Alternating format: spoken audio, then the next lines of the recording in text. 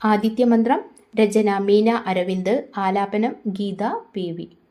കുളിച്ച് ഈറൻ പുടവയുടുത്ത് സൂര്യദേവൻ കിഴക്ക് ചക്രവാളത്തിലെത്തി പുലരിയിൽ നവവാസരത്തിന് ജീവനേകി ഭൂമിദേവിക്ക് കാവലായി നിന്നിടവേ ദേവി ഉല്ലാസവതിയായി